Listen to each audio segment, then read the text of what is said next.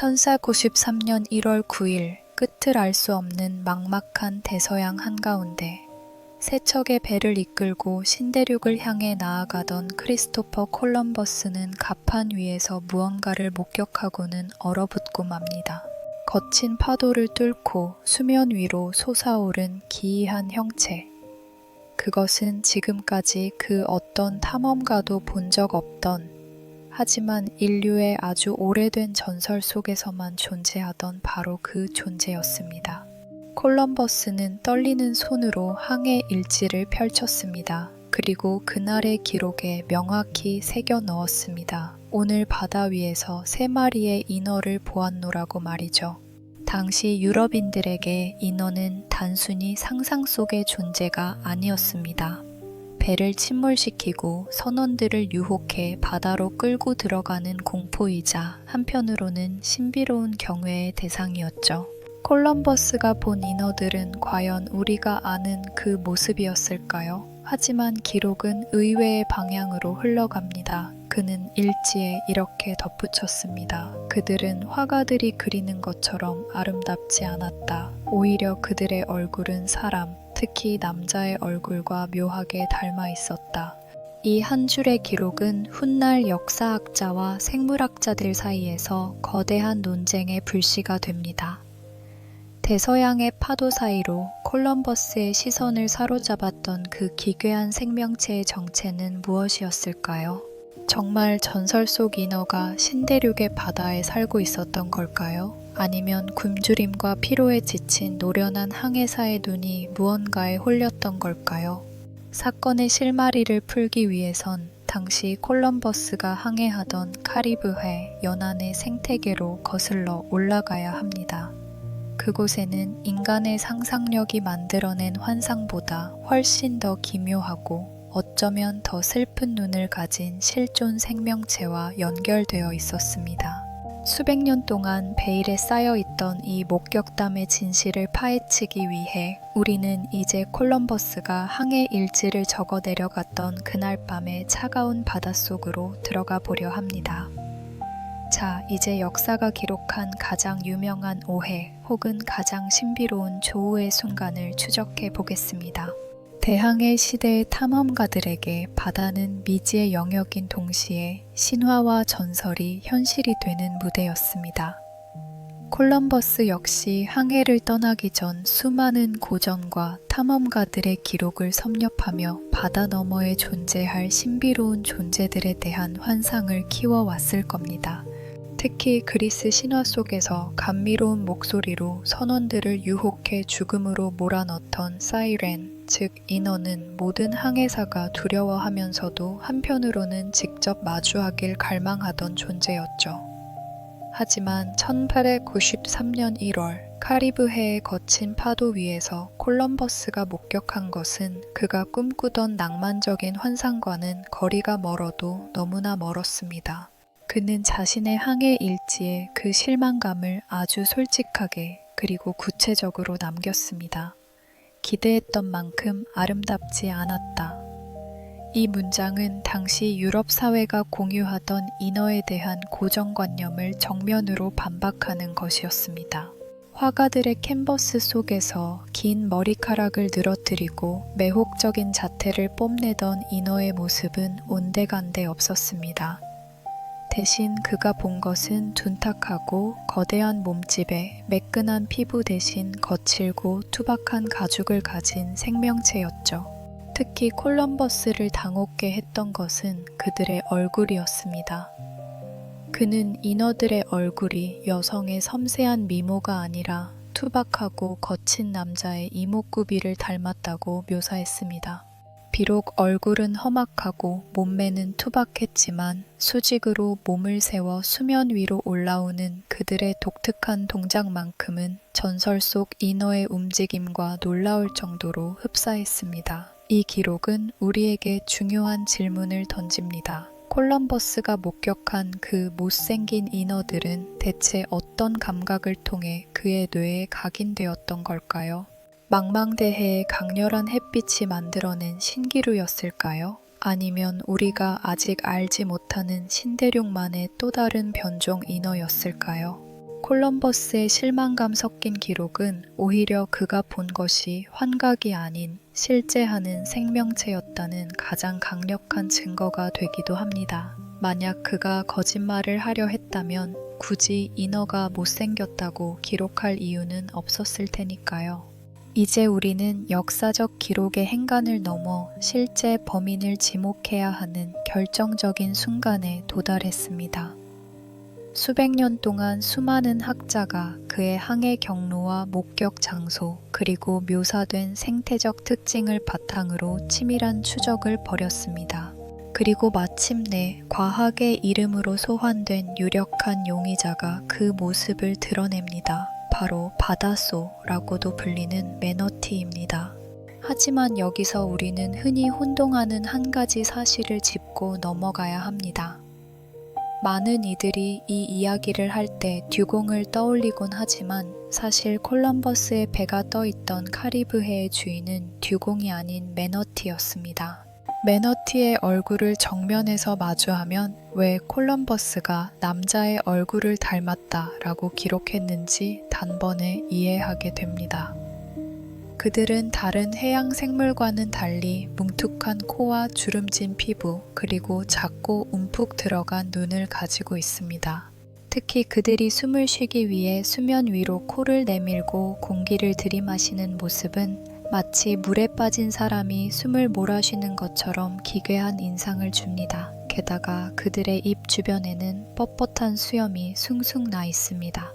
멀리서 파도에 휩쓸린 매너티의 얼굴을 본 선원들에게 그 수염은 영락없는 중년 남성의 거친 수염처럼 보였을 겁니다. 더욱이 매너티는 앞지느러미를 마치 인간의 손처럼 자유자재로 사용합니다. 먹이를 입으로 가져가거나 새끼를 품에 안고 젖을 먹일 때 그들의 동작은 섬뜩할 정도로 인간의 움직임을 닮아 있습니다. 거친 파도가 치는 망망대해에서 그것도 저물어가는 노을 아래 이 거대한 생명체가 상체를 비스듬히 세운 채 앞지느러미로 무언가를 끌어안고 있는 모습을 보았다고 가정해 보십시오. 지칠 대로 지친 항해사들의 눈에는 그것이 아기를 안고 있는 여인의 실루엣으로 보였을 것이고 기대에 차 다가간 순간 마주한 콧수염 난 짐승의 얼굴은 그들에게 엄청난 시각적 충격과 실망감을 안겨주었을 것입니다. 가장 결정적인 이유는 그들의 독특한 수직 부상 방식입니다. 매너티는 숨을 쉬기 위해 수면 위로 올라올 때 몸을 고추스는 습성이 있습니다. 깊은 밤 혹은 먼 거리에서 수면 위로 머리와 어깨를 불쑥 내민 채 둥둥 떠있는 매너티의 모습은 마치 바다 한가운데서 누군가가 수직으로 서서 헤엄을 치는 듯한 착각을 불러일으킵니다. 거친 파도 사이로 보였다 안 보였다를 반복하는 그 어두운 그림자가 인간의 상체처럼 느껴지는 것은 지친 항해사들에게는 너무나 자연스러운 뇌의 연상작용이었을 겁니다. 또한 매너티는 해양 생물로서는 매우 드물게 목뼈가 6개뿐이라 고개를 양옆으로 돌릴 수 있는 유연함을 가졌습니다. 물속에서 인기척을 느끼고 고개를 돌려 배를 쳐다보는 그들의 동작은 영락없이 누군가가 자신들을 바라보는 인간의 몸짓처럼 보였을 것입니다. 무엇보다 선원들의 가슴을 뛰게 했던 가장 결정적인 장면은 바로 매너티의 수유 방식이었습니다. 암컷 매너티는 가슴 부근에 유선이 발달해 있는데 새끼에게 젖을 먹일 때 앞지느러미로 새끼를 가슴팍에 꼭 껴안은 채 수면 위로 상체를 내미는 행동을 합니다. 이 모습은 영락없이 아이를 품에 안고 젖을 먹이는 어머니의 형상 그 자체였습니다. 여기에 한 가지 더, 머리카락에 대한 환상이 더해집니다. 매너티가 수면으로 올라올 때 머리 위에 엉겨붙은 긴 해초들이 물을 머금고 늘어지면 그것은 마치 물에 젖은 여인의 긴 머리카락처럼 보였습니다. 찰나의 순간 수평선 너머에서 머리카락을 늘어뜨린 채 아이를 안고 서 있는 듯한 존재를 보았다면 그 누구라도 그것을 짐승이라기보다 전설 속 인어라 믿고 싶지 않았을까요? 이처럼 매너티의 모든 생물학적 우연은 이너라는 거대한 환상을 완성하는 조각들이 되었습니다. 망망대해에서의 삶은 낭만과는 거리가 멀었습니다. 수개월 동안 육지를 보지 못한 채 끝없이 펼쳐진 푸른 지평선만을 바라봐야 하는 선원들에게 바다는 서서히 정신을 갉아먹는 감옥이었습니다. 당시 항해사들을 가장 괴롭혔던 것은 비단 고독뿐만이 아니었습니다. 항해자들의 저주라 불리는 괴혈병은 그들의 육체뿐만 아니라 정신까지 무너뜨렸습니다. 비타민C 결핍으로 인해 잇몸이 무너지고 온몸에 피멍이 드는 고통 속에서 선원들은 심각한 우울증과 환각 증세에 시달리곤 했습니다. 극심한 영양 결핍 상태에서 마주한 바다 위의 그림자는 더 이상 평범한 생명체로 보이지 않았을 겁니다. 심리학에는 파레이돌리아라는 현상이 있습니다. 모호하고 임의적인 형상에서 익숙한 패턴을 찾아내려는 본능적인 심리를 말합니다. 수년간 여자의 얼굴을 보지 못한 채 거친 사내들 틈에서 부대껴온 선원들에게 수면 위로 불쑥 솟아오른 매너티의 둥근 머리는 더 이상 짐승의 것이 아니었습니다. 그것은 고향에 두고 온 아내의 얼굴이었고 선술집에서 마주쳤던 여인의 실루엣이었습니다. 무언가 설명할 수 없는 것을 보았을 때 인간은 새로운 정답을 찾기보다 자신이 이미 믿고 있는 틀에 끼워 맞추는 것을 선호합니다. 저게 대체 뭐지? 라는 의문은 순식간에 드디어 이너를 찾았다 라는 확신으로 변질되는 것이죠. 콜럼버스 역시 예외는 아니었습니다. 그는 단순한 탐험가를 넘어 자신의 항해가 신의 섭리임을 증명해야 했던 정복자였습니다. 그에게 신대륙의 바다에서 발견한 기이한 존재들은 자신의 모험이 얼마나 특별한지를 뒷받침해줄 증거품이 필요했을지도 모릅니다. 설령 그것이 콧수염이 숭숭 난 투박한 짐승이었을지라도 그는 그것을 이너라고 불러야만 했습니다. 그래야만 자신의 항해 일지가 전설이 되고 자신의 이름이 역사에 남을 수 있었을 테니까요. 그의 뿌리를 거슬러 올라가면 고대 그리스 신화의 가장 매혹적이고 치명적인 존재 사이렌과 마주하게 됩니다. 중세에 접어들면서 전설은 파도와 섞이기 시작했습니다. 바다라는 미지의 공포가 구체화되면서 하늘을 날던 사이렌은 심해의 차가운 물속으로 가라앉았고 깃털 대신 미끈거리는 비늘을 입게 되었습니다. 뱃사람들 사이에서 이들은 치명적인 유혹자의 대명사가 되었습니다. 콜럼버스가 항해를 떠나던 15세기 말 유럽의 지도에는 실제하는 대륙과 상상 속의 괴물들이 한데 뒤섞여 있었습니다. 당시의 지도는 단순한 지형 정보가 아니라 종교적 신념과 신화적 상상력의 집합체였죠. 탐험가들은 지평선 너머의 성경 속 에덴 동산이 실제한다고 믿었고 그곳에 가면 보석이 열리는 나무와 함께 상상 속의 기이한 생물들을 만날 수 있을 거라 확신했습니다. 콜럼버스 역시 마찬가지였습니다. 그에게 인어는 존재하느냐 마느냐의 문제가 아니었습니다. 인어는 당연히 존재하는 것이었고 단지 언제, 어디서 발견하느냐의 문제였을 뿐입니다. 그가 일지에 남긴 아름답지 않았다 라는 표현은 단순히 외모에 대한 평가를 넘어 당시 유럽인들이 가졌던 신화적 기대치가 얼마나 높았는지를 역설적으로 보여줍니다. 유럽의 탐험가들이 인어를 보았다고 확신했던 것과 달리 타이노족을 비롯한 원주민들에게 매너티는 삶을 지탱해주는 신성한 동반자이자 풍요로운 자원의 보고였습니다. 사실 우리가 오늘날 사용하는 매너티라는 이름 자체가 원주민들의 언어에서 유래했습니다. 그들의 언어로 마나티는 여성의 가슴 혹은 유방을 의미했습니다. 새끼를 품에 안고 젖을 먹이는 이 동물의 모성애를 그들은 이미 수천 년 전부터 정확히 꿰뚫어 보고 있었던 것입니다. 원주민들은 매너티를 사냥했지만 결코 함부로 대하지 않았습니다. 한 마리를 잡으면 온 마을 잔치가 벌어질 정도로 그 고기는 맛이 좋았고 그 양도 엄청났습니다. 유럽인들이 인어의 고기가 쇠고기 맛이 난다며 경악 섞인 기록을 남기기 훨씬 이전부터 원주민들은 매너티의 고기를 육포로 만들어 저장하고 그 기름을 불을 밝히는 데 사용해 왔습니다. 매너티의 뼈는 다른 포유류와 달리 매우 밀도가 높고 단단하며 상아처럼 매끄러운 광택을 냅니다. 원주민들은 이 뼈를 깎아 정교한 조각품을 만들었으며 심지어는 특별한 영적 힘이 깃들어 있다고 믿어 병을 고치는 약재나 부적으로 사용하기도 했습니다. 원주민들의 전설 속에서도 매너티는 종종 인간과 연결됩니다. 하지만 그것은 서구의 유혹하는 인어와는 결을 달리합니다. 그들의 이야기 속에서 매너티는 바다로 들어간 형제였고 인간의 생명을 구해주는 수호신이었습니다.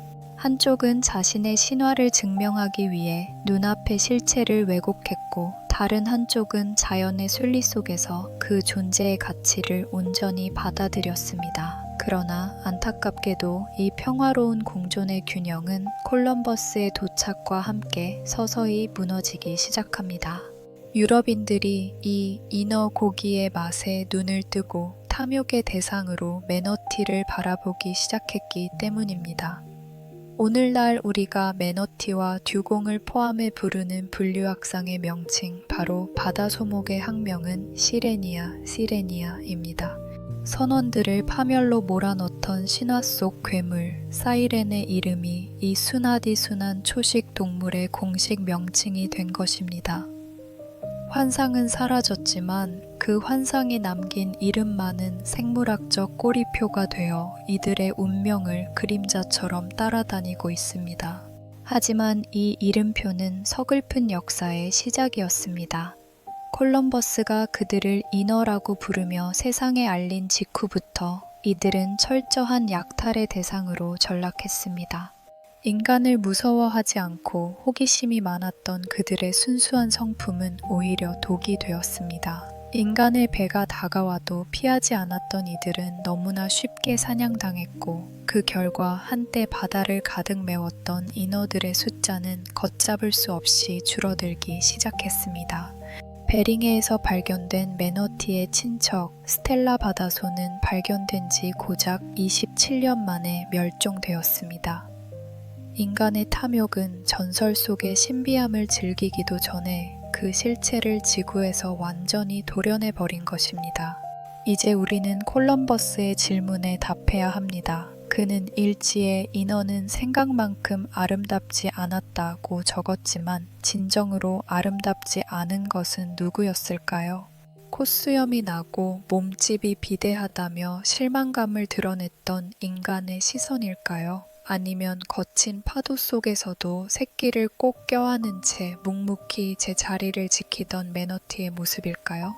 비록 그들에게는 매혹적인 목소리도 화려한 금발머리도 없지만 그들은 수천 년 동안 바다의 생태계를 지탱하며 조용히 우리 곁을 지켜온 진짜 바다의 여신들이었습니다.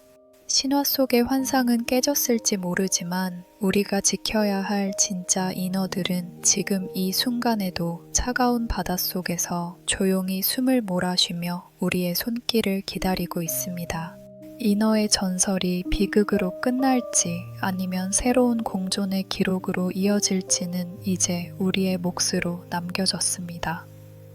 바다는 오늘도 그 답을 알고 있다는 듯 잔잔한 파도만을 육지로 보내고 있습니다.